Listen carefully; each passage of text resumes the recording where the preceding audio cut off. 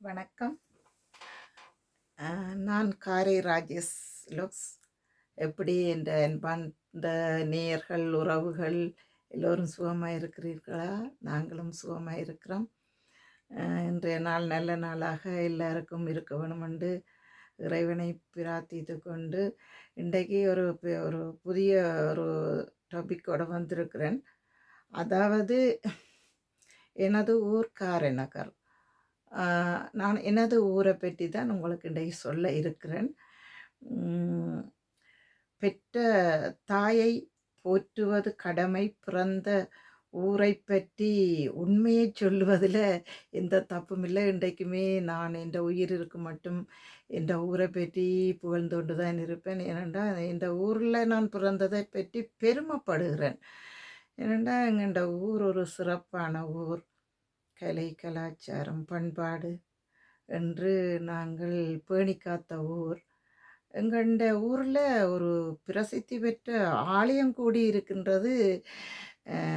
ஈழத்து சிதம்பரம் என்று சொல்லுவார்கள். முதலாவது சிதம்பரம் இந்தியாவில் இருக்கிறது. இப்பொழுது எங்களுடைய ஈழத்து சிதம்பரம் எல்லாருக்குமே தெரிந்தது.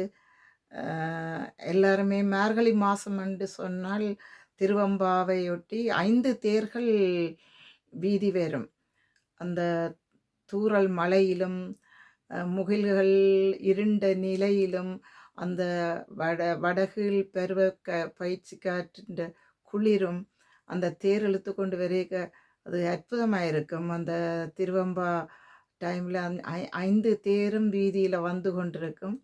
வடபகுதியில் உள்ள அநேகமான ஊராக்கள் எல்லாம் எங்கள் ஊருக்கு வந்து தரிசனம் செய்வார்கள் சிவனை.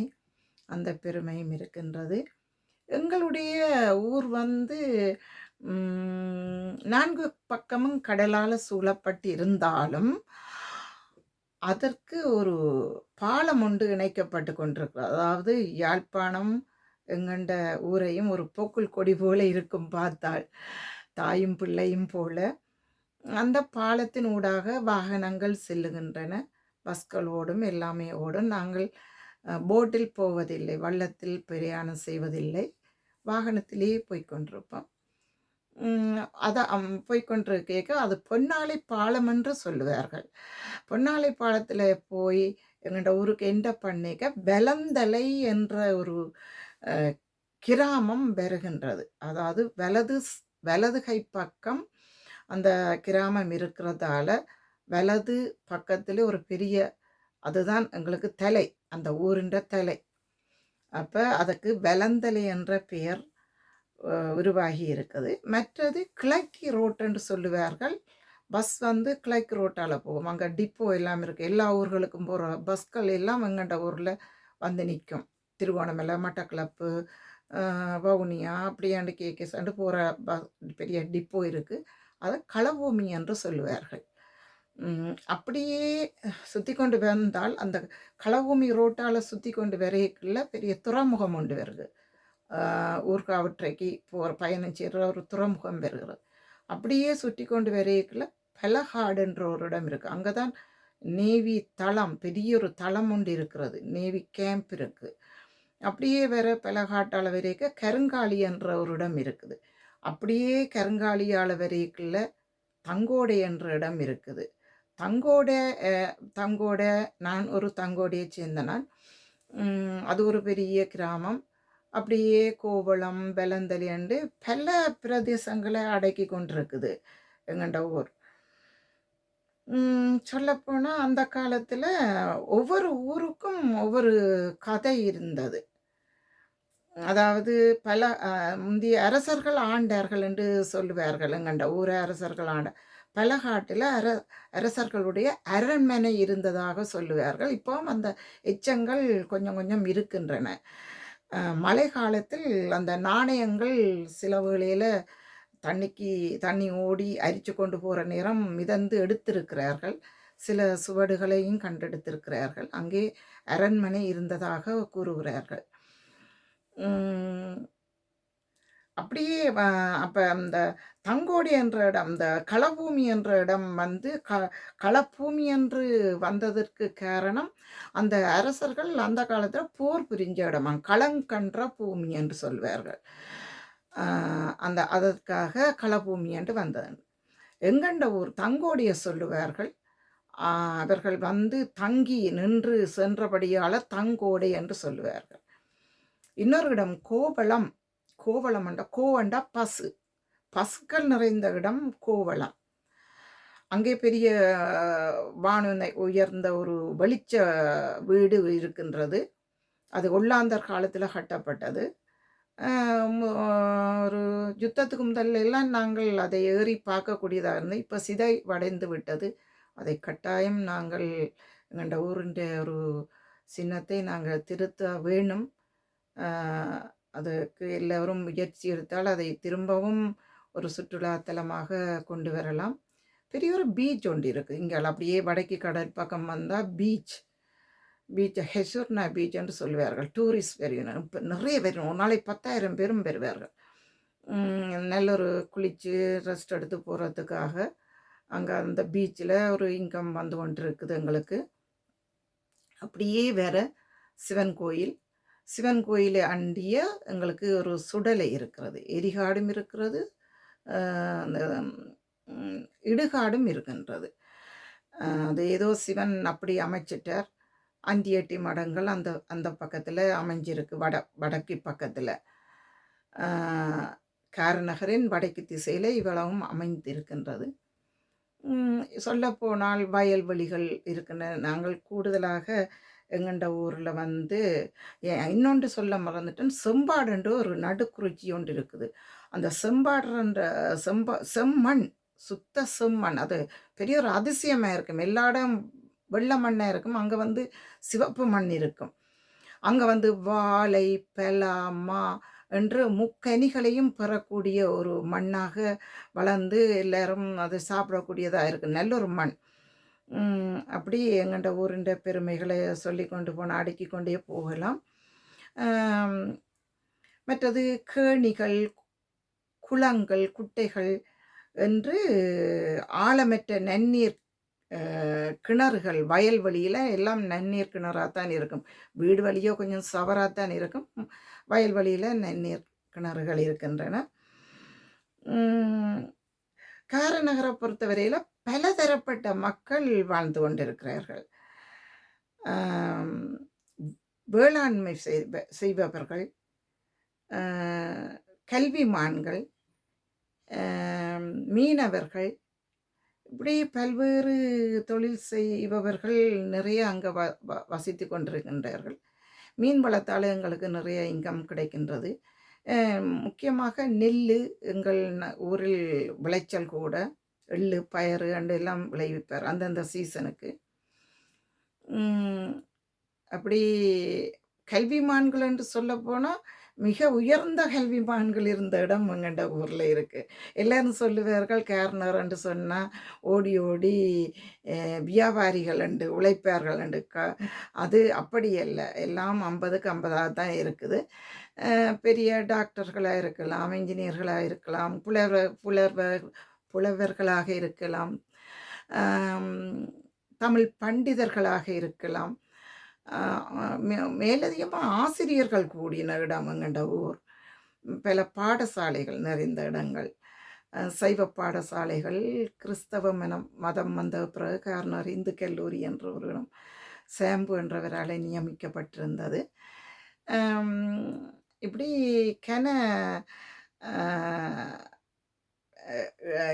அதிசயங்கள் மிக்க ஊர் தான் எங்கள்ட ஊர். மற்றது எங்கள்ட ஊருண்ட சனத்தை வந்து 1901ஆம் ஆண்டு அப்போ அந்த காலத்துலேயே 1901ஆம் ஆண்டே 8,500 பேர் இருந்ததாக குடிசன ஆய்வில் சொல்லப்படுகின்றது. பின்னர் இப்போ நாங்கள் இடம்பெயர்ந்து 90ஆம் ஆண்டு இடம்பெயர்ந்த பிறகு சொல்லுகிறார்கள் 80,000 மக்கள் வாழ்ந்ததாக. இப்போ எல்லாரும் அந்த பிரச்சனை காரணமாக இடம்பெயர்ந்து யாழ்ப்பாணம், கொழும்பு, வவுனியாண்ட அந்த எங்கண்ட இலங்கை நாட்டுக்கே பிரிஞ்சு இருக்கிறார்கள். மீதி பேர் எல்லாம் Canada, London, Australia, France, New Zealand எல்லா இடங்களுக்கும் படிப்பு சம்பந்தமாக வேலை எங்கண்ட பிரச்சனை காரணமாக எல்லாம் இடம்பெயர்ந்து விட்டார்கள். இப்பொழுது தற்போது 10,500 10,000 சொச்சம் தான் அங்கே இருக்கிற மக்கள். இப்போ திரும்ப திரும்ப எல்லாரும் மூவ் பண்ணி கொண்டு போய் நம்ம என்னென்னா எங்கண்ட ஊரில் உண்மையிலேயே நீங்கள் என்னத்தை சொன்னாலும் ஒரு கறியும் சோறும் சாப்பிட்டாலும் உண்மையாக பூசாக்கான சாப்பாடு ஒரு ஊரரிசி சோறும் ஒரு மீன் குழம்பை சாப்பிட்டுட்டு படுத்தாலே நிம்மதி. என்னண்டா இந்த நான் இப்போ இந்த வெளிநாட்டு வாழ்க்கை என்று வந்த பிறகு உண்மையின்படி எனக்கு வெளிநாடு பிடிக்காது. எனக்கு கொழும்பு பிடிக்காது, வவுனியா பிடிக்காது, யாழ்ப்பாணம் பிடிக்கும். என்ற நகர் தான் எனக்கு பிடிக்கும். என்ற நல்ல நான் உண்மையாகவே காதலித்த இடம் என்ற ஊரை தான். ஏனெண்டா சுவாத்தியம் 4 பக்கம் கடல் காற்று, கடல் சுவாத்தியம் இருக்குது. அந்தந்த டைமுக்கு சாப்பாடு. ஏர்லி மார்னிங் எழும்பி ப்ரஷ் பண்ணி டீ அதுகள் குடிச்சிட்டு ஒரு குளிப்பொண்டு குளித்து புட்டோ இடியப்பமோ அந்த 8 மணி 8:30 மணிக்கு முன்னுக்கு நாங்கள் சாப்பிட முடிச்சிருவோம்.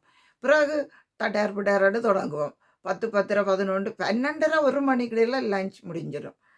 பிறகு இரவு சாப்பாடும் அப்படித்தான். புட்டோ இடியப்பமோ ஏதோ சோறோ 8 8:30 இடையிலெல்லாம் டைம் முடிஞ்சிடும். இங்கே அப்படி இல்லை. நாங்கள் மார்னிங் பிரேக்ஃபாஸ்ட்டை 10 மணிக்கு எடுப்போம், லஞ்சை 1 மணி 2 மணிக்கு எடுப்போம். ஒழுங்கில்லை. அதால் தான் எங்களுக்கு இந்த நோய்கள் வந்தது. எப்பயுமே சாப்பாட்டை நாங்கள் ஒழுங்காக அந்த டைமுக்கு எடுக்க எங்கள்ட ஊர் மக்களுக்கு வருத்தம் இல்லை. எங்கள்ட ஊராக்கள் எல்லாம் பூசாக்கான சாப்பாடுகள் சாப்பிட்டவை, இயற்கையான சாப்பாடுகள் வருத்தம் இல்லை. டைமுக்கு சாப்பிடுவேணும். அது ஒரு நல்ல ஒரு பழக்கம். எந்த ஒரு கஷ்டமான ஒரு ஃபேமிலியாக இருந்தாலும் அவன் அந்த டைமுக்கு சாப்பிடணும். ஒரு ரொட்டியை சாப்பிட்றோன்னா அது அந்த டைமுக்கு சாப்பிடுவேன். பானை சாப்பிட்றாண்டாலும் அந்த டைமுக்கு சாப்பிடுவேணும். வெளிநாடுகளில் வந்து ப்ரெஷர் கூட. எங்களுக்கு கவுன்சில் டேக்ஸ் இல்லை. அதாவது வளவின்ற பின் பக்கத்தில் கொண்டே குப்பியெல்லாம் கொட்டி போட்டு இருப்போம். டேக்ஸ் இல்லை, வாட்டர் பில் இல்லை, மற்றது ஒரு கரண்ட் பில் கட்டுவினோம். அப்படி வீட்டு வாடகை இல்லை, மோர்கேஜ் இல்லை. ஒரு உழைப்பண்டாலும் எங்களுக்கு மிச்சம்தான். ஒரு பாலை விற்று எடுத்தாலும் ஒரு குடும்பம் அந்த பாலை தாங்களும் பாவிச்சிட்டு மீதியை அதை பணமாக்குவார்கள். ஒரு கோழியை வளர்த்துட்டு ஒரு முட்டையை தாங்களும் சாப்பிட்டு விற்று அதை பணமாக்குவார்கள். இந்த வெளிநாட்டை பொறுத்தவரையிலே எல்லாம் பாக்கெட்டில் வேண்டி ஒன்ற பழக்கமாக போய்விட்டது. மற்றது எங்கண்ட ஊராக்கள் சம்பாத்தியம் செய்வார்கள். சிறுக உழைத்தாலும் ஒரு சைட்டை பின்னடிக்கண்டு சொல்லி தேடி வைப்பார்கள். நல்ல பழக்கம். அப்படி எனக்கு என்ற ஊர் நல்லா அப்படிக்கும். சிறு வயதிலிருந்தே நாங்கள் அந்த மண்ணில் விளையாடிய நினைவுகள் அது அந்த வயசில். மற்றது குமர்பிள்ளையாக இருக்க நாங்கள் அந்த அனுபவித்ததுகள். மற்றது அந்தந்த சீசனுக்கு அந்த விளையாட்டுகள், பட்டமேற்றுறது, கிளித்தட்டு விளையாடுறது, பாக்கு உருட்டி விளையாடுறது, சித்திரை வருஷத்துக்கு ஊஞ்சால் கட்டி விளையாடுறது, அதுகளெல்லாம் இப்போ அற்று போயிட்டுது. நாங்கள் மத்தியானம் சாப்பிட்டோம்னா ஒரு 2 மணிலேருந்து 4 மணி ஆட்டும் ரெஸ்ட் எடுப்போம், ஸ்லீப்பிங் டைம். அது இந்த நாட்டில் எங்களுக்கு இல்லை. அதுவும் ஒரு காரணம். ஸ்லீப்பிங் முடிஞ்சு 4 o'clock ஆடும் படுப்பினோம். எந்த ஒரு மனுஷரும் படுத்துட்டு பின்னேரம் ஒரு டீ ஒன்று எடுத்து போட்டு குடித்து அப்படி ஒரு நல்லொரு ஊரை நாங்கள் இழந்துட்டோம். இனி அது கஷ்டம். நாங்கள் அந்த ஊரை திருப்பி அடைகிறது, அந்த சாப்பாடுகளை அடைஞ்சு சாப்பிட்றதுண்டா சரியான கஷ்டம். காலையில் எழும்பிக்கு இங்கே வந்து சும்மா வேற அந்த கார்கோணம் அந்த கோணம் இந்த கோணம் தான் கேட்டுக்கொண்டிருக்கோம். நாங்கள் காலையில் காகத்தின்ற சத்தம், கரையின் சத்தம், கிளியின்ற சத்தம், புறாவுன்ற சத்தம், கோயில் மணிகள் ஒலித்து கொண்டிருக்கும். அந்த கோயில் மணியே எங்களை மனதை தட்டி எழுப்பி உஷார்படுத்தி விடும். அதுலேயே உஷாராயிடுவோம். எங்களுக்கு விட்டமின் டேப்லெட் போட்டே எங்களுக்கு பழக்கம் இல்லை. காலையில் எழும்பி அந்த முத்தத்தில் உலாவி திரியேக்கில்லை அந்த எழுந்து வர்ற சூரியன்ற கதிர்கள் எல்லாம் எங்கள்ட உடம்பில் பிடிச்சு கொண்டு இருக்கேக்கில் எங்களுக்கு நல்ல சுவாத்தியம் அப்பா. ஆம், எந்த ஒரு தலையடியும் வந்தது கிடையாது. சொல்லப்போனா இந்த கொரோனாவில வந்து பெட்டி பெட்டியா, லொரி லொரியா கட்டி ஏற்றினார்கள். வெளிநாட்டில சரி, இலங்கையில சரி, இந்தியாவில சரி. எங்கண்ட ஊர்ல கொரோனாவில ஒரு ஒரு தருமே சாகல. காரணம், எங்கண்ட வீடுகளை சுற்றி வேப்ப மரங்கள் இருக்கின்றன. கடல் காற்று, உப்பு நீர் காற்று வந்து அது கிருமிகளை கொல்றது. அந்த காற்று பட்டாலே கிருமிகள் வரவே வராது. அநேகமாக கடற்கரை காற்றுக்கு கிருமி வராது. மற்றது வேப்ப மரங்கள் எல்லா வீட்டிலுமே வேப்ப மரங்கள் நிக்கும். அது ஒரு கிருமி நீக்கி. நான் ஒரு கொரோனாவும் வாழ்வும் என்ற ஒரு நாடகம் நடித்தேன். அதில எல்லாத்தையுமே நான் ஓப்பனா சொன்னேன். நாங்கள் வந்து இப்ப முத்தட்ட கூட்டி விட்டு சாணி தெளிப்பார்கள். அதுவும் வேப்பங்குலைய பிடித்து தெளிப்பார்கள். வீட்டுக்குள்ள மஞ்சள் தண்ணி தெளிக்கக்குள்ள வந்து வேப்பங்குலையால தான் மஞ்சள் தண்ணிய தெளிப்போம். கிருமி கிருமி நீக்கி. இப்படி சொல்லப்போனால் நிறைய எங்கண்ட ஊர்ல ஒரு அ ஒல்லாந்தர் கோட்டையாண்டு ஒன்று இருக்குது. அது வந்து அந்த நேவி கேம்புக்கு அங்கால பெலகாட்டை சேர்ந்த இடத்துல தான் இருந்தது. அதுக்கு ஒரு வெலரார் ஒன்று இருக்குது. பெரிய கோட்டை, ஒல்லாந்தர் கட்டின கோட்டை. இப்போ டூரிஸ்ட் போய் கொண்டிருக்கிறார்கள். அது அந்த கருங்காலி ஐயனார் கோயிலை இடித்து அந்த கல்லை கொண்டே தான் அந்த கோட்டை கட்டினதாக ஒரு வெலராறு இருக்கின்றது. இப்படி எல்லாம் எங்கண்ட ஊரில் கன விஷயங்கள் இருக்கு. அதாலே நான் என்றைக்குமே நான் ஊரின் பெருமையை சொல்லி கொண்டு தான் இருப்பேன். மற்றது எங்கண்ட ஊரில் நாங்கள் வந்து ஆண்களாக இருக்கலாம், பெண்களாக இருக்கலாம், எல்லோருமே சகோதரங்கள் மாதிரி தான் பழகினது. இப்போ ஒரு ரோட்டில் ஒரு எந்த ஒரு பெண்ணும் தனி வழி போகலாம். ஒருத்தர் அந்த காதல் அண்டு ஒரு வர்றது வசப்படுறது வேற விஷயம். ஆனால் அந்த எங்கண்ட ஆண்களாக இருக்கலாம், பெண்களாக இருக்கலாம், அவர்கள் ஒருத்தர் அந்த சகோதரமாக தான் பார்ப்பார்கள். அந்த வேற கண்ணோட்டமாக பார்க்க மாட்டார்கள். அப்படி எங்கண்ட பண்பாடுகள், கலாச்சாரம், ஆனால் எங்கண்ட ஊர் மக்களை புரிம்பாக கண்டுபிடிப்பார்கள். என்னென்னா எப்பயுமே திருநீறு அணிந்திருப்பார்கள். அதிலேயே இப்போ கண்டுபிடிப்பார்கள். இந்த கேரதீவான் பாரானாண்டு முந்தைய ஒரு காலத்தில் கேரதீவாக இருந்தது. அது மட்டக்களப்பில் ஒரு கேரதீவு இருந்தபடியால் அந்த லெட்டர்ஸ் பிரச்சனை இருந்தது. ஆனால் எங்கண்ட ஊர் ஒரு நகரம்தான். நாங்கள் சொல்லப்போனால் நகரம்தான், கோட்டை மாதிரி. அந்த வாசா, இந்த வாசா, ரவி வாசா, அன்ன வாசா என்று பெரிய மதில்களும் வீடுகளும் வாசாக்களும் நிறவுடங்களும், சில வீடுகளில் 8 அறையும் இருக்கும், 7 அறையும் இருக்கும், 4 அறையும் இருக்கும், 3 அறையும் இருக்கும். அப்படி எங்கள்ட ஊர்களை ஒரு காலத்தில் நாங்கள் முறை பார்த்தோமென்றால் அவ்வளவு ஒரு அழகான ஊர். அது என்னண்டு நாங்கள் திருவிழா காலங்களாக இருக்கலாம், நெல் விதைத்து அறுவடை செய்யும் வேளைகளில் அந்த வைக்கோல்கள் வெறும் பவனி வந்து கொண்டிருக்கும் வண்டில் அது ஒரு அழகு. ஒரு காலம் இப்போ தான் ஆட்டோக்கள் வந்த ஒரு காலத்தில் உங்களுக்கு தெரியாது, திருக்கல் மாட்டு வண்டில் என்று சொல்லி அதில் பாயை போட்டுட்டு அதுக்கு மேலே ஏறி இருந்து நாங்கள் சின்ன வயசில் ஏறி இருந்து சில ஆக்களோடு ஏறி போன ஞாபகங்கள் இருக்கின்றது. நல்லா இருக்கும். எனக்கு இப்போவும் மீண்டும் நான் இனி போனால் மாட்டு வண்டிலில் பயணம் செய்வதாக இருக்கிறேன். அது எனக்கு ரொம்ப பிடிக்கும். என்ன சொல்கிறது, அது சரியான இழப்புகள் தான். அதை நாங்கள் மீள வேணும். மற்றது வானுயர்ந்த பனைமரங்கள் அழகை கொடுக்கும். தென்னை மரங்கள், அந்த பனைமரம் வந்து தானாகத்தான் வரும். நாங்கள் அந்த போய் பனங்கொட்டையை கிண்டி போட்டு அப்படி இல்லை. அது பனியால் விழுந்து தானாக முளைச்சி தானாக வந்து தானாக அது கற்பகத்தருவென்ற பேருக்குனங்க தெண்டப்பாலில் முளைச்சி வடலியாக வந்து பனைமரமாக வந்து அப்படித்தான் வர்றது. நாங்கள் தென்னையைத்தான் நாங்கள் உண்டு பண்ணுவோம். தென்னை மரம் கண்டை வச்சு அதுக்கு தண்ணி வார்த்து வேந்து அது வேந்தங்களுக்கு தலையாலே தான் தரும் நீராக மாறும். பனைமரம் அப்படி இல்லை. எங்களுக்கு பனைகள் கூடிய இடம், அழகான அந்த பனம் ஓலை வீசி கொடுக்கும் பாருங்கோ. அந்த காற்று ஃபேன் தோத்து போயிடும். அவ்வளவு அந்த தென்மே தென்மே பருவப்பயிற்சி காற்று காலங்கள்ல நாங்கள் பட்டம் விட போயிருவோம். பட்டம் விட போனா, அந்த காத்துல தான் நாங்க இந்த பட்டங்கள் பறந்து கொண்டிருக்கும். பெரிய 8 முழ பட்டம், சாணன் பட்டம், சீனன் பட்டம் என்று நாங்கள் பெரிய பெரிய பட்டங்களை எல்லாம் விடுவோம். ஆ பெரியவங்களை எல்லாம் பட்டம் விட பொம்பளை பிள்ளைகள் எல்லாம் தாச்சி மறிப்பேன். தாச்சி என்றா கிளித்தட்டு. நான் தான் ஃபர்ஸ்ட் அலாப்பி. என்னை பிரச்சனைண்டா மண்ணாளி அள்ளி தூக்கி விட்டுட்டு ஓடிருவோம். அப்படியெல்லாம் நல்ல அ அந்த பனை மரத்தில நான் யோசிச்சேன்.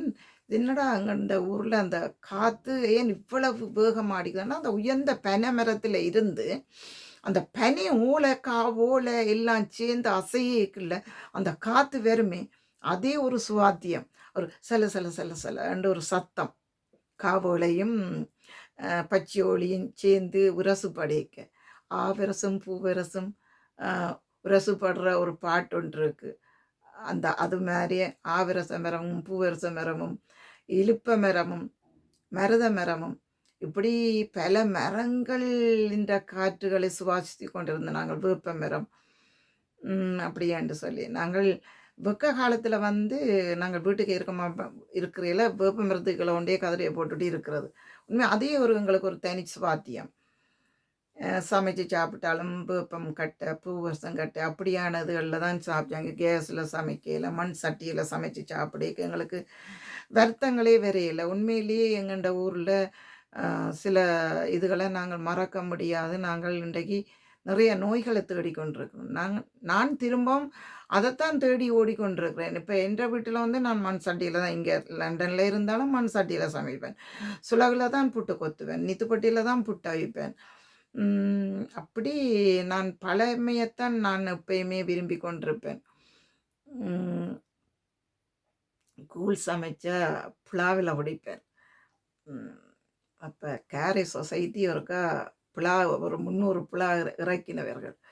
அப்போ நான் போய் அவர்கள்ட்ட கேட்டேன், எனக்கு 2 புலா தருவீர்களான்னு.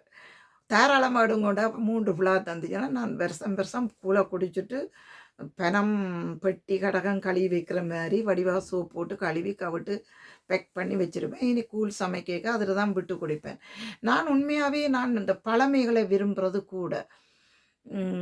அப்படி மூக்கு பணியில் தான் தண்ணி குடிப்பேன். எல்லோரும் சொல்லுவார்கள். பெண்கள் நான் ஊரில் இருந்து வேண்டிட்டு வந்தேன். நான் எடுத்துகிட்டு வந்தேன். நான் ஒரு ஆக்கள்கிட்ட 2 போனி, அந்த மூக்கு போனி, வெங்கல சொம்பு, வெங்கல பாத்திரத்தில் சமைச்சு சாப்பிடலாம் எங்களுக்கு வருத்தங்கள் இல்லை. என்ன சொல்கிறது? ஆனால் நாங்கள் மீண்டும் அந்த வாழ்க்கையை தேடி போக இருக்கிறோம், போவோம். சிறு நாள் நின்றாலும் நன்றாக அனுபவித்து வர வேணுமென்றது தான் என்ற விருப்பம். அடுத்ததாக ஒரு பாட்டோடையே தொடங்குவோம். என்ற கோயில்களை பற்றி. பிள்ளையார் சொல்லி போட்டு நீ நல்லதை தொடங்கிவிடு. பிள்ளையார் சொல்லி போட்டு நீ நல்லதை தொடங்கிவிடு. வள்ளலால் கணபதியின் நல் ஆசியும் அருளும் கிடைத்து விடும். குறைகள் எங்கண்ட ஊரில் கோயில்கள் நிறைய இருக்கின்றன. அதில் சொல்லுவார்கள், கோயில் இல்லா ஊரில் குடியிருக்க வேண்டாம் என்று சொல்லுவார்கள். ஆனால் எங்கண்ட ஊரை பொறுத்தவரையில் கோயிலண்டா நிறைஞ்சு போயிருக்குது. ஒரே மணி ஓசையும் இதுவுமாக தான் இருக்கும். எங்கண்ட ஊரில் 3 கால பூசைகளும் மணி ஓசையுமாக தான் இருக்கும். ஒலித்தபடி இருக்கும் ஒரு காலத்தில். எனக்கு ஒரு பிள்ளையார் இருக்கிறார். எந்த இடத்துல, எந்த வீட்டுக்கு அருகாமையில் அவர் அண்டவேல் பிள்ளையார் என்று சொல்லுவார்கள். அந்த பிள்ளையாரின் ஒரு கதை ஒன்று இருக்குது. என்னென்னா, அண்ட வேலண்டு வந்தது. அப்போ நான் எந்த அம்மாவிடம் கேட்பேன், ஏன் அம்மா வேலண்டு வந்துட்டு பிள்ளையாரண்டு வைத்தார்கள் என்று கேட்டால் அம்மா சொல்லுவா, அது அந்த காலத்தில் உள்ளாந்தர் போத்திகேசர் காலத்தில் உள்ள இந்த கோயில்களை இடித்து கொண்டு போனவங்கள். அப்போ போய்க்குள்ள நான் ஜனங்கள் கொண்டே குளத்துக்குள்ளே சிலியலை போட்டதும் கிடங்கு வெட்டி தாத்தேன். அப்போ இந்த வேலை கொண்டு போய் அந்த கோயிலின் பின்பக்கத்தில் பெனக்கூடல் புட்டி மாதிரி இருக்குது. அதுக்குள்ள தாட்டு விட்டவியாம் இந்த வேலை. அந்த காலத்தில் உள்ளாந்தர் பெரிய அட்டகாசம், வாழை இலையில சாப்பிட இயலாது, விரதம் பிடிக்க இயலாது. அப்படி அந்த வாழையில வீசி ஒரு வேலி ஓரத்தில் நடந்தாலும் அப்பவும் எட்டப்பன் கூட்டம் இருந்தால் தான் எங்களை காட்டி கொடுக்குறதுக்கு. எங்கண்ட சமயங்களை நம்ம பார்த்து அந்த கும்பிட முடியாத ஒரு சூழ்நிலை இருந்தது. அப்போ அந்த காலத்தில் சூளம் எல்லாம் வந்து கிணத்தடியில் வேலி அந்த சேத்துக்குள்ளே தான் புதைச்சி எங்கண்ட ஆக்கள் கும்பிட்றேன். ஏன்டா வெள்ளைக்காரன் தான் ஏதோ இரும்பு கம்பி எண்டுட்டு போயிடுவானுண்டு. விரதம் இருந்து சாப்பிட்டு அந்த வாழையிலையை கொண்டே கூரை, அந்த காலத்தில் கூரை வீடுகள் கூரைக்குள்ளே போய் சொருகி வைப்பார்களாம். கண்டா பெரிய மாபெரும் தண்டனைகள் கிடைக்குமண்டு. சமயம் வழிபட சைவ பேர்கள் வைக்க முடியாமல் இருந்தது. பேர்கள் வைத்தால் குற்றம். திருநீறு பூச முடியாது. இரவில் தான் தீட்சை கேட்பார்களாம். இரவில் தான் பூசை செய்வார்களாம். யாருக்கும் தெரியாமல் விளக்கு போட்டு கும்பிட்டுட்டு இருப்பேனுமா. அப்படி ஒரு இப்போ அந்த அது அது அந்த பழி தான் இப்போ நாங்கள் இந்த நாட்டில் வந்து ஆட்டம் காட்டி கொண்டிருக்கிறோம். முற்பகல் செய்ய பிற்பகல் விளையும். அரசன் நின்றிருப்பான், தெய்வம் நின்றிருக்கும். ஒரு காலம் எங்கிட்ட சிலையை தூக்கி எறிஞ்ச வந்த இடத்துல நாங்கள் இன்றைக்கு கோயில் கட்டி தேர் ஓட்டி மேளம் அடித்து காவடி ஆடி அவன்ட ரோட்டில் ஒரு உண்டு விரண்டு திருவிழாக்கள் செய்து கொண்டு இருக்கிறோம் என்று சொன்னால், அவன் செய்த பழிக்கு இந்த நாட்டில் எங்கே பாருங்க, வெளிநாட்டு கனடாவாக இருக்கலாம், லண்டனாக இருக்கலாம், சுவிஸாக இருக்கலாம், ஃப்ரான்ஸாக இருக்கலாம், ஆஸ்திரேலியா இருக்க எல்லா நாடு மேன்மைகோள் சைவ நீதி விளங்குக உலகம் எல்லாம் என்று எங்கண்ட சைவம் எல்லா இடம் உலகம் முழுக்க பிறந்துட்டுது. அப்படி எங்களுக்கு ஒரு நேரம் பெரிய ஆய்க்கினைகள் தந்து கொண்டிருந்தார்கள் அந்த ஒல்லாந்தர் போர்த்துகீசர் ஆங்கிலேயர் வந்து. அப்படி அப்போ அந்த நேரத்தில் தான் இந்த வேலை கொண்டு போய் அந்த கோயில் புட்டி பின்பக்கத்துக்கு பெனக்கூடலுக்குள்ள தாட்டி வச்சத பெனங் பாத்திக்கு கிண்டி கொண்டு போவேக்கில்ல, பெனங்கெலாம் கொட்டையை போட்டு நடுகிறதுக்கு கொண்டு போவேக்கில்ல, கிண்டி இருக்கிறான். கிண்டிக்க வேல் வந்துச்சுது. வேல் வந்தால் அந்த வேலி எடுத்து வந்து வச்சு இவங்கள ஆட்சியெல்லாம் போயிட்டு அப்போ வேலை கொண்டு வந்து வச்சு கும்பிட வழி கிடைக்கல தான். அப்போ நான் என்ற தாயார்கிட்ட கேட்ட இடத்துல நம்ம வேலண்டது வேலாத்தான் முருகனாத்தானே, இல்லை அது பிள்ளையாராகவும் மாறிட்டுது. அதை சுற்றி அந்த கோயிலை சுற்றி பெரிய பெரிய மருத மரங்கள் 10 பேர் 5 பேர் தான் கட்டி பிடிக்கணும் அந்த மருத மரங்கள். நாங்கள் வெக்க காலத்தில் போயிட்டு தீட்டு தொடக்கு இல்லாத நேரங்களில் நாங்கள் அதில் அந்த மண்டபத்தில் போயெல்லாம் இருப்போம். காற்றுக்கு நல்லா இருக்கும். உண்மையிலேயே இதமான காற்றும் வயல்வெளியும் நல்ல அழகான காட்சிகள். அந்த கோயில் அழகாக இருக்கும். அந்த வயல்வெளிக்கு இருக்கு. அப்படி சொல்லப்போனால் நிறைய சொல்லலாம். எங்கள்ட கோயில்களின் பின்வருமாறு நான் சொல்ல போகிறேன். முதல் பிள்ளையார் நினைச்சு பாடிக்கொண்டு தொடங்குவோம். பிள்ளையார் சுழி போட்டு நீ நல்லதை தொடங்கிவிடு, பிள்ளையார் சுழி போட்டு நீ நல்லதை தொடங்கிவிடு, வள்ளலார் கணபதியின் நல் ஆசியும் அருளும் கிடைத்துவிடும், பிள்ளையார் சுழி போட்டு நீ நல்லதை தொடங்கிவிடு, ஊர் தோறும் குளத்தடியில் நம் கணபதி அமைந்திருப்பார், ஒவ்வொரு மனிதனும் நல் உள்ளத்திலும் குடியிருப்பார், பிள்ளையார் சுழி போட்டு நீ நல்லதை தொடங்கிவிடு,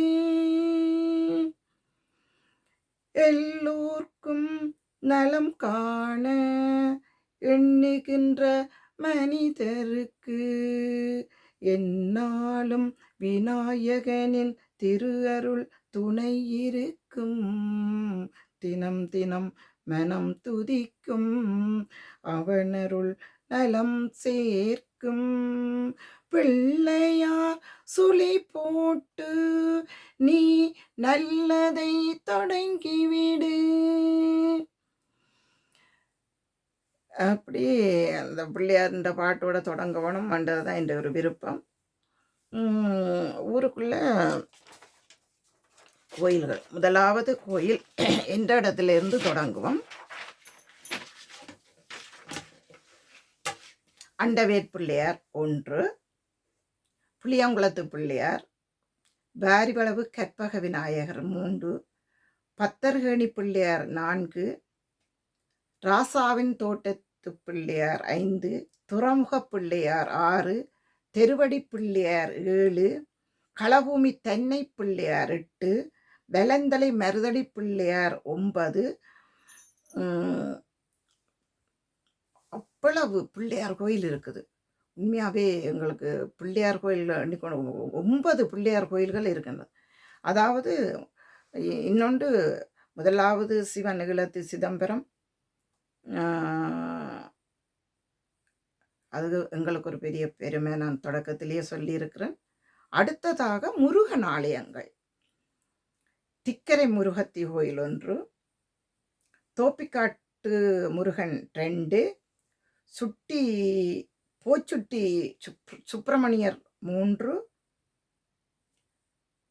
புகழி சுப்பிரமணியர் 4, அரசடி காட்டு கதிர்காம சுவாமி கோயில், அது முருகர் கதிர்காமர்ன்றது 5, பைரிக்குடல் சுப்பிரமணியர் கோயில், அவருக்கு ஒரு பெரிய கதை இருக்குது. பைரிக்குடல் என்று சொல்லி அந்த சுப்பிரமணியர் கோயில் அது 6, புதுரோட்டு கதிர்காமசுவாமி கோயில் 7 முருகன் கோயில் இருக்குது. இந்த பைரிக்கூடல் முருகனுக்கு ஒரு கதை இருக்குது. என்னென்னா, அருவி வெட்டுறதுக்கு முன்னுக்கு தைப்பூசத்துக்கு முருகன் ஊர்வலம் போய் வயல்வெளியில் வச்சு அவரை கொண்டு போய்த்தான் அந்த புதிர் எடுத்து கொண்டு வந்து, அந்த முருகன் போய்த்தான் புதிர் எடுத்து கொண்டு வந்து பொங்கி எல்லாருக்கும் சாப்பாடு கொடுப்பார்கள். அது ஒரு பெரிய கதை. அது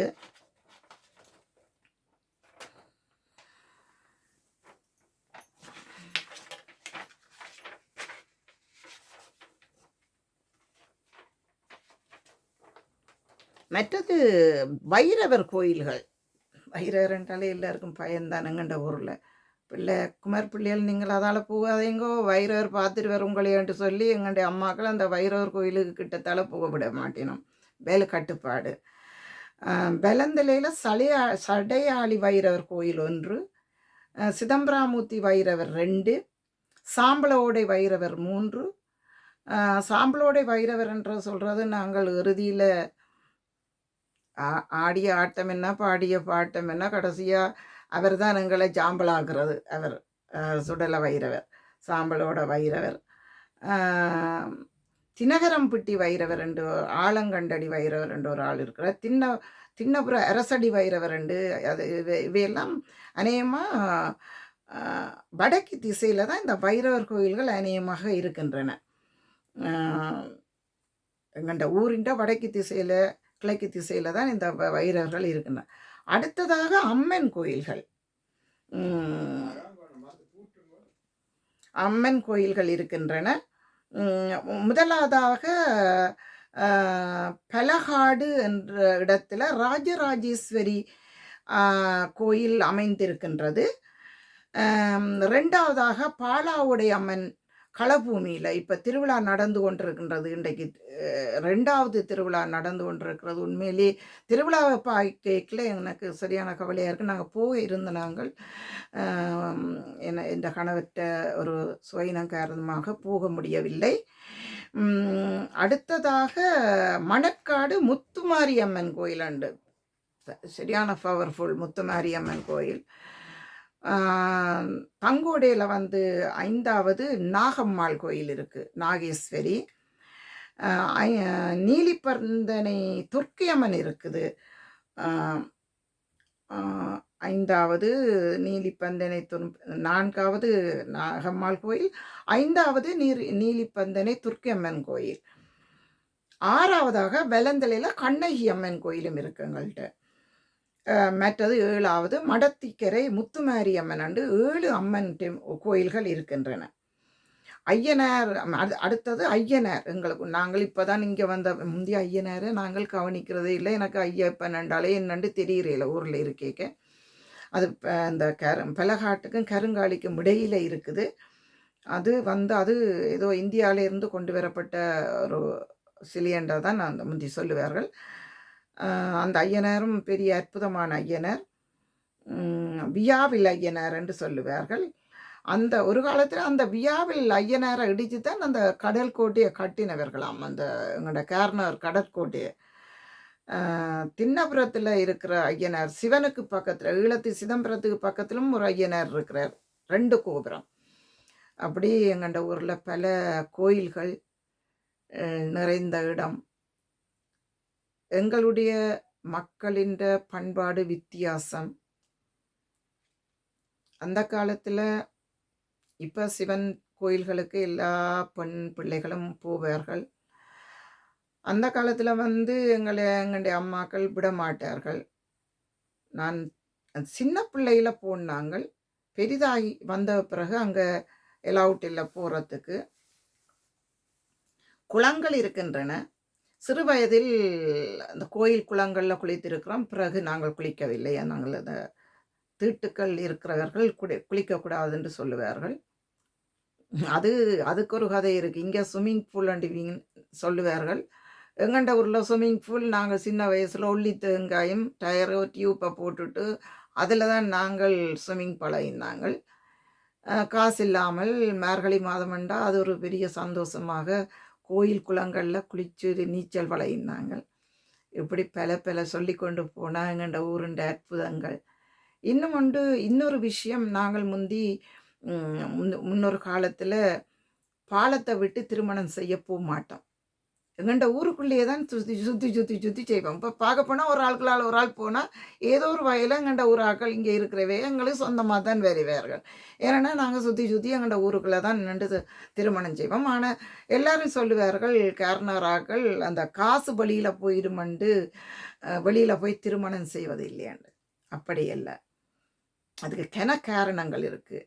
என்னுடைய அண்ணர் சொல்லுவார், சங்கானையில் கருவேப்பிலை இருந்தால் கரைக்கு வராது, பக்கத்து வீட்டில் கருவேப்பிலை நின்றா தான் அந்த வேலிக்களால் வேண்டலாம், 2 கொப்பு தாங்கோன்னு சொல்லி வேண்டலாம் கரைக்கு போடுறதுக்குன்னு சொல்லுவார். அதுபோல் அது விஷயங்கள் இருக்குது. இப்போ ஒரு திருமணமாக இருக்கலாம், சாவு வீடுகளாக இருக்கலாம். இப்போ திருமணம் என்று சொன்னால் நாங்கள் ஒரு சைக்கிளை எடுத்து பிடிச்சி கொண்டு ஒரு பொம்பளை பிள்ளை ஏற்றி கொண்டு ஒரு ஆண் போய் வீடுகளுக்கு காட் கொடுத்தோ திருமணத்துக்கு அழைப்புதல் செய்துட்டு வருவார்கள்.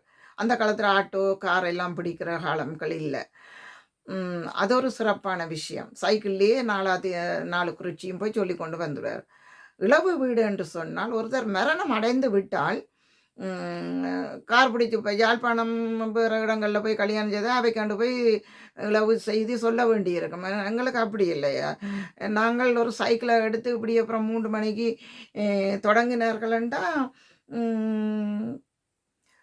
பேரை சொல்லுவார்கள். அது சொல்லேக்க ஒரு நல்ல டியூனாக இருக்கும். ஊர் அடங்கி இருக்கேக்கில்ல, அமைதியாக நித்திர கொள்ளேக்கில்ல, டோய் என்று ஒரு சத்தம் கேட்கும். டோய் என்று சொல்லி ஒரு சத்தம் கேட்டுட்டு இன்னாட்ட மகன் காலமானா 2 கத்துவார்கள். உதாரணத்துக்கு சொல்ல போனால் எந்த தகப்பனார சொல்லலாம், சேது பெற்ற ஆர்மத்தின் சுப்பிரமணியம் காலம் சென்று விட்டா 2 கத்துவார்கள். அப்போ அந்த உறங்கி கொண்டிருக்கிற அந்த முன்னோர் கேட்பார்கள், ஓ இன்னர் முடிஞ்சுதாண்டு. அப்போ அந்த அந்த ஊருக்குள்ளே விடுகிறதுக்கிடையில் அந்த இளவு வீட்டை சொல்லி கொண்டு வருவார்கள். அதுலேயும் ஒரு சிறப்பு இருக்குது. இப்போ வாட்ஸ்அப்பும் பைபரும் வந்துட்டுது, ஈஸியாக சொல்லலாம். ஃபேஸ்புக் வந்துட்டுது, உடனே அறிஞ்சு கொள்ளலாம். முந்தி அப்படி ஒரு வசதிகளும் இல்லைத்தானே. அதுக்காகத்தான். மற்றும்படி நாங்கள் ஊரை விட்டு சம்பந்தம் செய்யக்கூடாதுன்ற எண்ணங்கள் எங்களுக்கு இல்லை. இப்போ எல்லாருமே 50-50 வழியில் 50-50 என்ன 100க்கு 90% மக்கள் எங்கள் ஊர் மக்கள் வழியில் தான் செய்கிறார்கள் திருமணத்தை. ஏனென்றால் யுத்தம் காரணமாக ஆண்கள் பெண்கள் பிள்ளைகளின் விகிதாசாரங்கள் குறைந்து விட்டது. ஒவ்வொரு நாடுகளுக்கு சென்று விட்டார்கள். அப்போ திருமண இது செய்வதென்றால் ஊருக்குள்ளேயோ எங்கள் ஊருக்குள்ளேயோ மாப்பிள்ளை பொம்பளை எடுக்கிற கஷ்டம். அப்போ நாங்கள் பிறந்து இப்போ திருமணங்கள் செய்ய வழிகொண்டுட்டோம். சாதகம் பொருந்தி நல்ல ஃபேமிலி என்று சொன்னால் நாங்கள் அங்கே திருமணம் செய்கிறதுக்கு ரெடி பண்ணி கொண்டு இருக்கிறார்கள். இதுதான் எங்கண்ட ஊருண்ட பெருமைகள். இன்னும் சொல்லப்போனால் நான் நிறைய சொல்லலாம். அ நான் இத்துடன் முடித்துக் கொள்ளுகின்றேன். அ நீங்கள் கார்னராக்களாக இருக்கலாம், வெளியூராக்களாக இருக்கலாம். எங்கண்ட ஊருண்ட பெருமைய பற்றி சொல்லி இருக்கிறேன். இதில என்னன்றதை நீங்கள் இந்த கமெண்ட்ஸ் பாக்ஸ்ல போடுங்கோ. சப்ஸ்கிரைப் பண்ணுங்கோ, லைக் பண்ணுங்கோ, ஷேர் பண்ணுங்கோ. ஓகே, விடைபெறுகிறேன் நேயர்களே. வணக்கம்.